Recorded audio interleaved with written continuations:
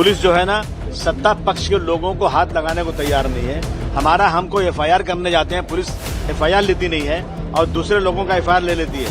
इस तरह से महाराष्ट्र में जो है ना ये पुलिस जो है सत्ता पक्ष से काम कर रही है और औरत के साथ बदतमीजी करा, ऐसे लोगों के खिलाफ सख्त कार्रवाई होना चाहिए। अभी तक अरेस्ट नहीं हुआ है सर? नहीं तो अरेस्ट नहीं हुआ, ये तो सरकार की ढीलापन है। ये लोग सिर्फ और सिर्फ वोट हमें कैसे मिले, लॉ एंड ऑर्डर खराब हो चलेगा, लेकिन इस तरह की चीजें महाराष्ट्र के लिए बिल्कुल ठीक नहीं है।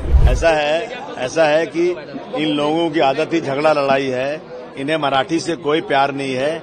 ये लोग सिर्फ और सिर्फ जनता की आंखों में धूल झोल रहे हैं। अगर इनको मराठी से प्यार होता तो मराठी महिला के साथ इस तरह नहीं करते। और मराठी समाज के लिए कौन सा काम किया इन्होंने आज तक? सिर्फ मराठी और उत्तर भारतीयों को लड़ाना, हिंदी और मराठी के नाम में झगड़ा कराना, यही काम इनका है। मैं नहीं समझता हूं कि ये लोग मराठी जनता के लिए कोई अच्छा काम कर रहे हैं। इस तरीके से वीडियो वायरल हो रहा है। एमएनएस का जो पदाधिकारी है उसका लड़का, उसने एक महिला की गाड़ी ठोकी, उसके बाद बदसलूकी की, मां बहन की गाली देते हुए नजर आ रहा है। पुलिस वहां पर तमाशा देख रही है, लॉ एंड ऑर्डर पर सवाल खड़े हो रहे हैं। नहीं, लॉ एंड ऑर्डर हमारे यहाँ बहुत खराब है। पुलिस जो है ना सत्ता पक्ष के लोगों को हाथ लगाने को तैयार नहीं है। हमको एफआईआर करने जाते हैं, पुलिस एफआईआर लेती नहीं है और दूसरे लोगों का एफआईआर ले लेती है। इस तरह से महाराष्ट्र में जो है ना ये पुलिस जो है सत्ता पक्ष से काम कर रही है, सत्ता पक्ष के लोगों की बात सुनती है। ये बहुत ही ज्यादा शिकायत इस बात की है। और जिस तरह से एक इतना बड़ा एक्सीडेंट किया उसने और औरत के साथ बदतमीजी करा, ऐसे लोगों के खिलाफ सख्त कार्रवाई होना चाहिए। अभी तक अरेस्ट नहीं हुआ है सर? नहीं तो अरेस्ट नहीं हुआ, ये तो सरकार की ढीलापन है। ये लोग सिर्फ और सिर्फ वोट हमें कैसे मिले, लॉ एंड ऑर्डर खराब हो चलेगा, लेकिन इस तरह की चीजें महाराष्ट्र के लिए बिल्कुल ठीक नहीं है।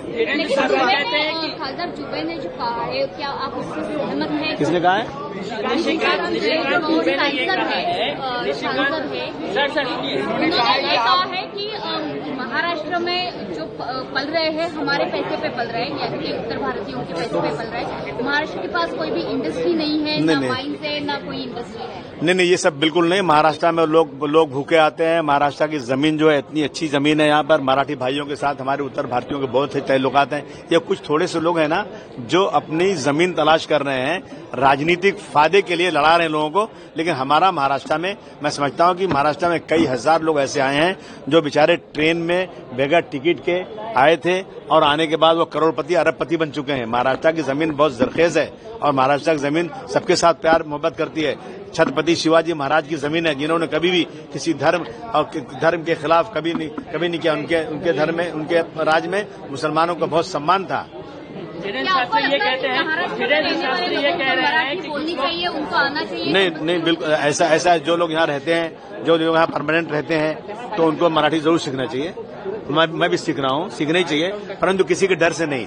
महाराष्ट्र से प्यार है, महाराष्ट्र ने हमें बहुत कुछ दिया है, तो हमें महाराष्ट्र की जो राज्य की भाषा है मराठी, इसका सम्मान करना जरूरी है। धीरेन्द्र शास्त्री कहते हैं कि कुछ लोग गजवाए हिंद का सपना देख रहे हैं, हम देश को हिंदू राष्ट्र और भगवाए हिंद बनाना चाहते हैं। देखिए, ऐसा है ना कि जो लोग भी इस संविधान के खिलाफ कोई सपना दे रहे हैं, उन पर सख्त कार्रवाई होना चाहिए।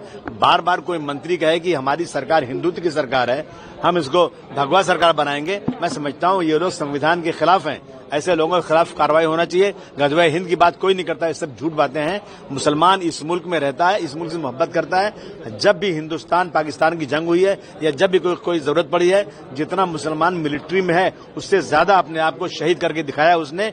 ये सब गलत बात, मुसलमान ने गद्दारी कभी नहीं किया देश के साथ। धीरेन्द्र शास्त्री जैसे धर्मगुरुओं की गिरफ्तारी की मांग करते हैं, इस तरह की बातें करने वाले नफरत, मुझे ऐसे लोगों की जबान तो बंद करना चाहिए। सर, पाकिस्तान के विदेश मंत्री बिलाल भुट्टो ने कहा है कि मसूद अजहर और हाफिज सईद को भारत को सौंप देना चाहिए, इसे किस तरीके से देखते हैं? बिल्कुल, अगर आतंकवादी वो लोग हैं तो अगर भारत को सौंप दे, बिलाल भुट्टो का स्वागत है, बहुत बहुत स्वागत है। उन्होंने कहा है तो जल्दी से हम लोग सौंप दें ताकि जो आतंकवाद कर रहे हैं उनके खिलाफ कार्रवाई की जा सके।